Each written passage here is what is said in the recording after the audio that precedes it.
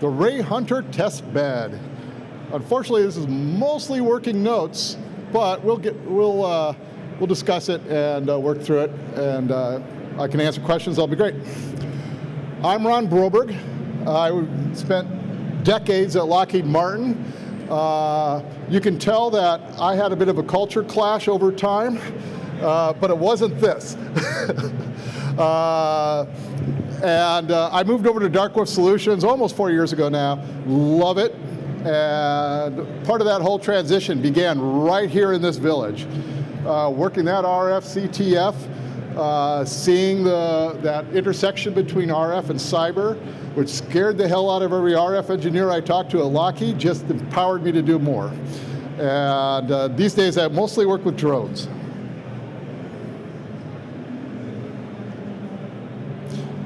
Too far. No, I guess not. Okay. So to understand the Rayhunter, you have to understand a little bit about the Stingray. And I don't know that much about the Stingray. If you can get your hands on one, great. They're actually somewhat ubiquitous in law enforcement. I know people who can get them, but that does not include me. The basic concept isn't too difficult. You have a cell phone, typically. It's connected to a cell station. And what happens is that a simulated cell station shows up in a van, in a car, possibly a helicopter, that will then hijack that connection. The hijack of the connection, I might go, some of these got clipped on the export. The hijack of that connection is typically not something that is broadcast, notified, alarmed in your cellular systems. Google made kind of a big deal recently when they stood up and said, hey, we're actually going to do that now. So if we suspect a hijack connection, we're going to alert you. That's going to come out presumably in Android 10 on their, Pixel 10 in their latest Android release. But we haven't actually seen it in the field yet. And that's the patent for it. Nothing very special. It's a box. In the box, it's got radio gear. Radio gear allows it to do a simulated cell station. But simulated in the sense is mostly about pretending to be a different telecom. You can go out and buy test equipment right now and essentially just 4 SDRs in a box. That's not an atypical configuration for, say, a Marisoft. Their Mini is essentially that. These things are not, they seem overly complex and technical when you first start hearing about them, and they're expensive. But at the end of the day, their SDR is being driven by what's essentially a single board computer, dedicated purpose computer. So the EFF came out with Rayhunter in order to attempt to fill that need for alerting the hijacked connections. The kind of places that might happen is if you're being targeted for surveillance, or if you're involved in crowds which are being generally surveilled. Either place you may see these Stingrays come out in order to try to gather data about your phones and your connections. So Rayhunter is an EFF open source project in order to try to sniff out those attempted hijacks. If you want to read more about their announcement, there's their blog for that.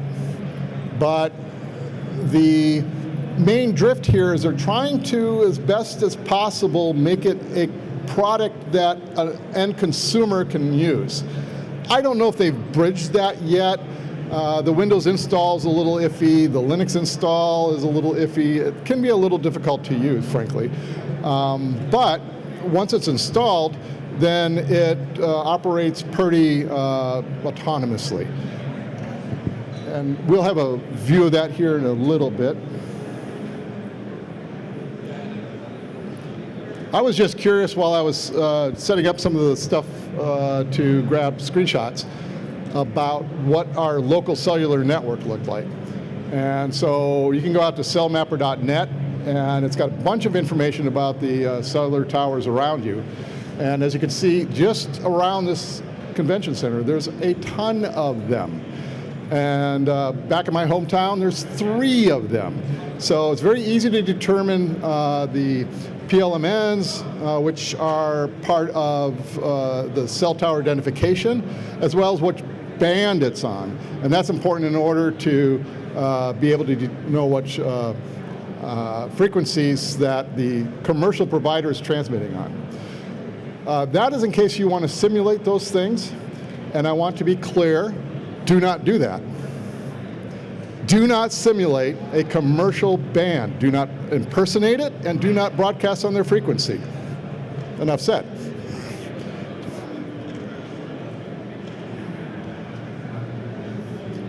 But what does the inside of that infrastructure look like? So the answer is it's pretty well decomposed. They're well-defined components that talk to each other over well-defined protocols. Ideally, this would allow you to be able to swap different pieces together. They don't have to come from the same project. In practicality, that's rare. So you typically end up with at least one project for the EPC, which is the core, and one for the ENB, which is the radio interface, or the GNB for 4G and 5G respectively. Now, this one's a little older, but this comes from the Yates BTS, which I use mostly for 2G networks, but they also have more current offerings. It's just that their 2G is open sourced. This one kind of pulls that down into blocks that are more about the components that you might actually be able to stand up and configure instead of trying to mix and match the different internal pieces. Open Air Interface is a 4G, 5G, LTE project that's been around for quite some time. The documentation is rough. A lot of it goes back to 2018 to 2019 to 2021. A lot of their build notes talk about Ubuntu 18. And while most of the stuff can now be built on 22, there are known issues trying to go beyond that. That just goes back to my comment earlier that it's difficult to kind of mix and match these pieces, but if you stick within one ecosystem and one project, you'll probably get through it. If you've got the notes, which is what I'm trying to pull together. Now, on the left-hand side that you have, the ENB, this is the radio interface. And that side, if you will, is the internet interface. That's the side that will be feeding any data on this side, which are the user endpoints. Your cell phones are here leftmost, off the screen. Cell phones connect to the radios on the cell tower, and they in turn pass traffic into the core network.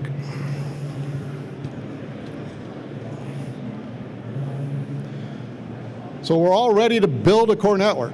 Well, no, because we still have to figure out what hardware we want in order to know what drivers to build into the core network, into the EPC.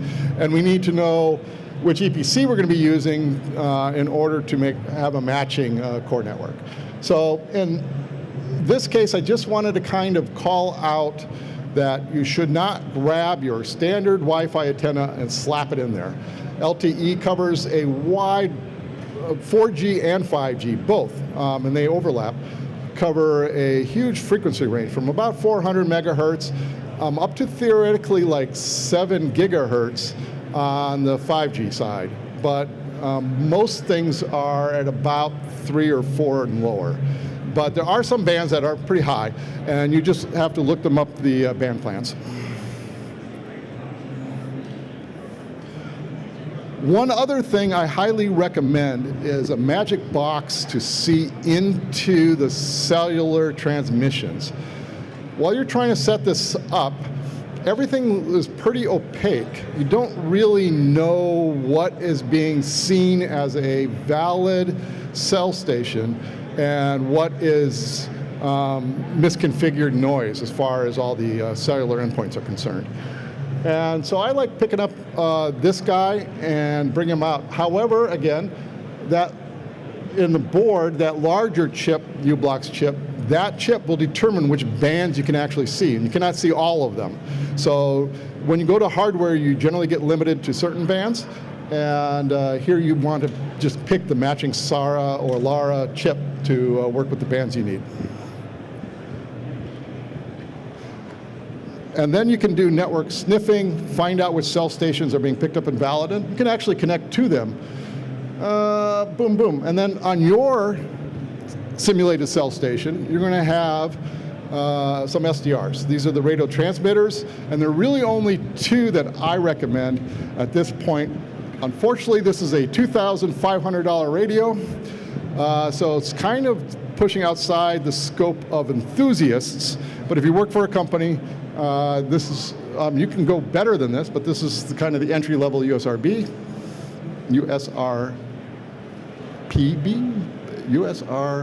RP. And then no-on blade RF. So I have an XA4. The XA9 should be the minimum that you have for the blade RFs for 4G, 5G. You don't have to. You can go a little lower, but the capability on the Wi-Fi side makes it a more versatile radio, in my opinion, because you can put a whole Wi-Fi stack into the FPGA here, so move it out of software per se and get it onto the radio. Another radio that's probably up to snuff is the ANT SDR. I just haven't had any experience with it.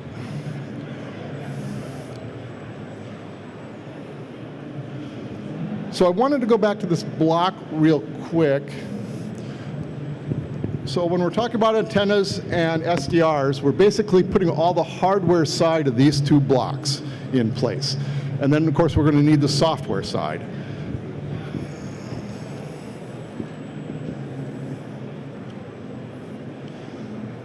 There are multiple projects out there. This is probably not exhaustive. I doubt it is.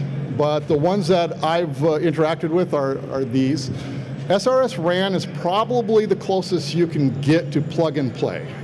It builds easier than the others and requires few configurations for out-of-box capability.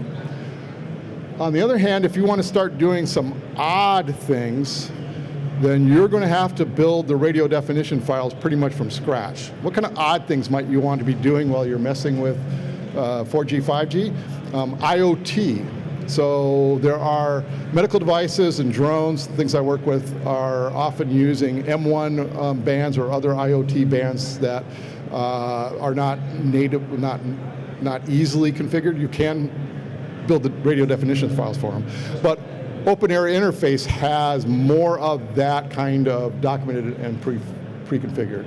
Open Air Interface, a little more flexible, I think, and the ability for an engineer to go in and modify. There's lots of examples in their directory for targets, different types of cell stations, basically, on different bands with different radios. But while Open Air Interface on the modem side, on this 4G and 5G EPC, ENB and GNB is fairly easy to configure. The back end is quite difficult to configure.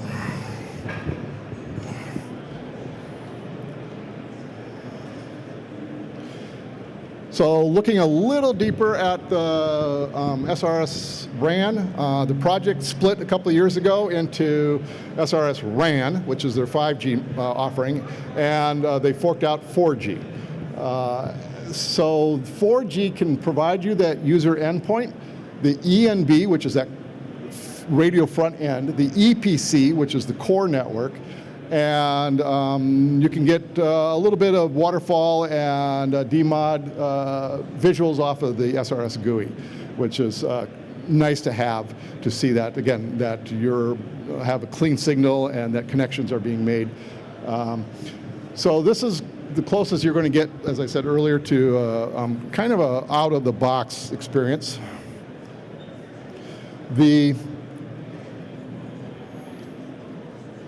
I have not tried this yet, but they do have a Raspberry Pi configuration. You can actually run their SRS RAN, both the EPC and the ENB, on a Pi, and then they show you some of the radios they suggest. So up to a B210, but they also have a Lime SDR and a Lime Mini.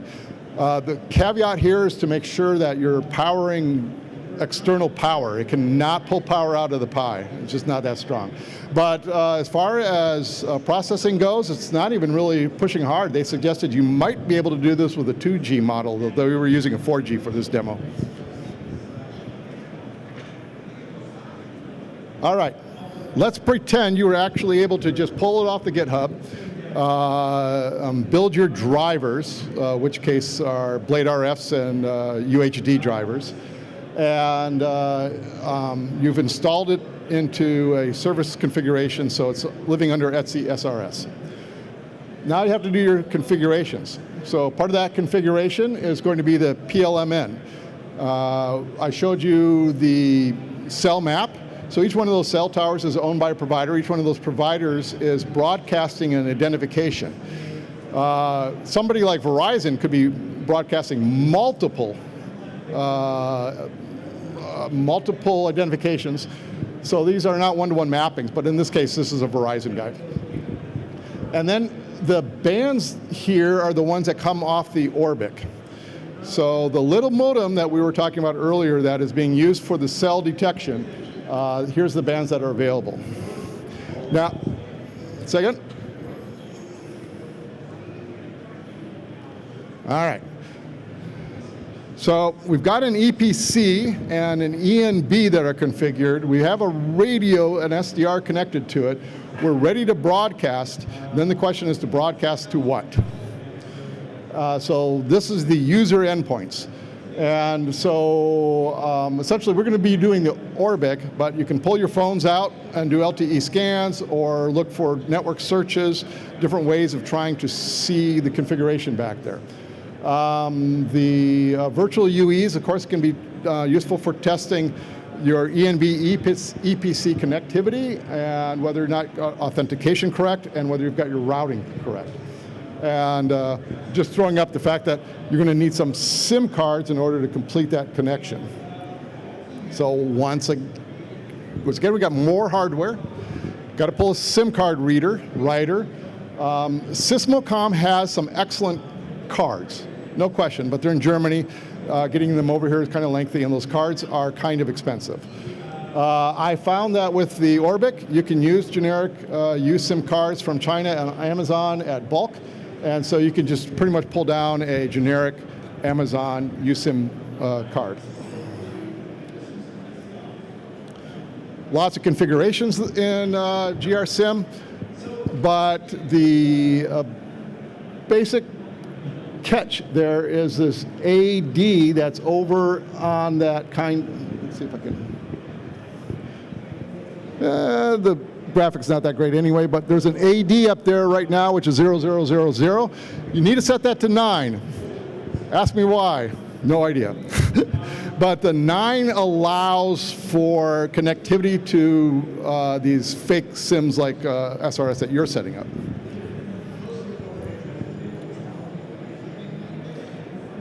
All right, almost there. This is the device. I should have probably had one up there earlier. This is the handheld modem. It's about the size of your palm that has got the detection software in it. So what is the detection software? When you attempt to connect to this simulated cell center station that you've created, there are there's the radio layer, the RF layer, the physical layer stuff going on, and then above that you're building a connection analogously to Ethernet that has a certain protocol in it that can be captured in something like a TCP dump and stored as a PCAP. That's what's being analyzed by the Rayhunter software.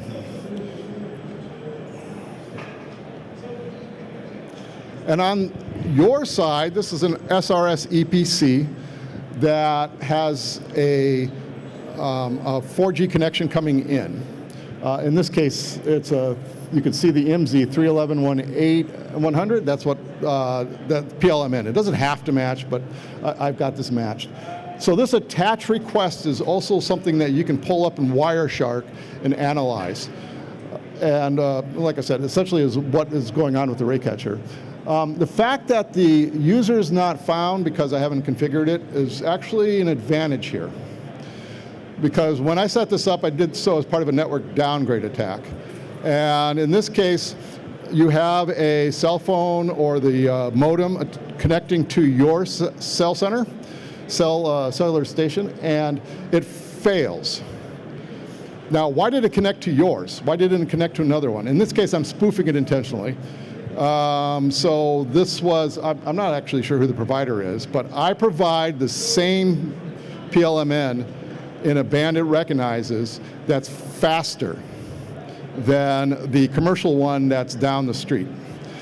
And it will switch based on speed. I'm there faster, it's going to switch to me. It attempts to connect to me, but 4G and 5G require the server to authenticate to the user endpoint, not just the user endpoint to authenticate to the server. So it's going to fail. And it will fail no matter what I put here because the certs for this aren't in the cellular modem. But then it does something stupid if you allow 2G connections. It finds that it's been denied here. It says, hey, this looked really good. This doesn't work. Is there something else I can connect to? Oh, look, here's a really fast 2G network. I'll connect to that. Now, that's not the case for the Orbic modem and not the case for Rayhunter. Rayhunter triggers right here because this IMSI request in the attach is one of the things that they trigger on. So just now you have the ability to test Rayhunter at home. Don't broadcast this.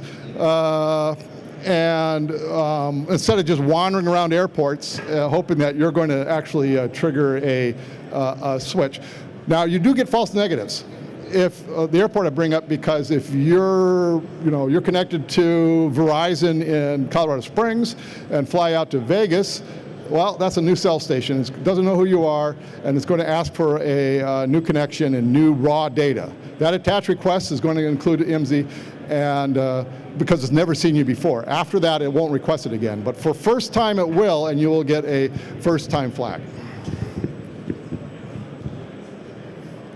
But continuing my other cellular attack, for drones and medical equipment, they want IoT, and a lot of IoT still lives on 2G, if not in the US, though. There is a lot of 2G IoT out there still, despite the claim that all 2G is down. It's not true.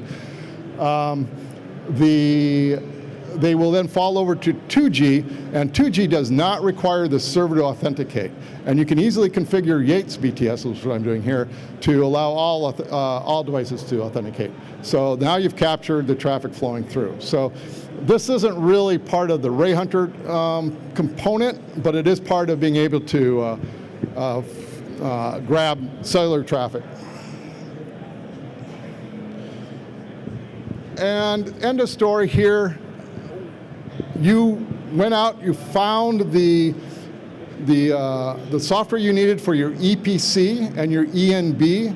You chose to stay in the same project, though that's not mandatory. You selected an SDR and antenna to work with those. You compiled everything in Ubuntu 22, and you were able to stand up the EPC and the ENB on one box. It doesn't require a particularly hefty one. You can do it on a Raspberry Pi.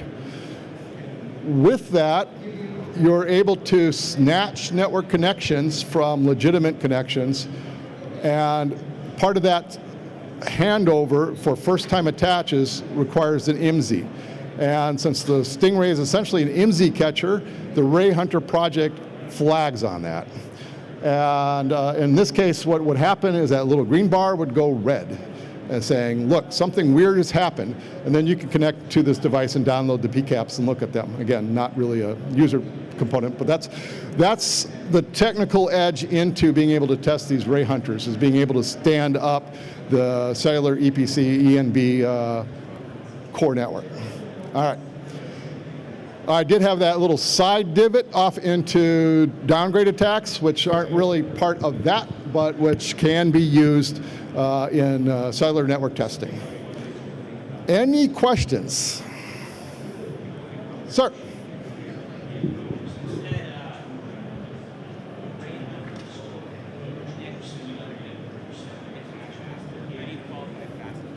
Honestly, I'm not quite sure what the faster is. I always thought it was just stronger signal, but I was reading some GSM papers like 2018, 2019 that said that the connection is actually not the RSSI strength that's being measured, but the speed of the connection. So it's literally that. It's the TTL, if you will, that time for whatever's pinging to return that they're going time-wise.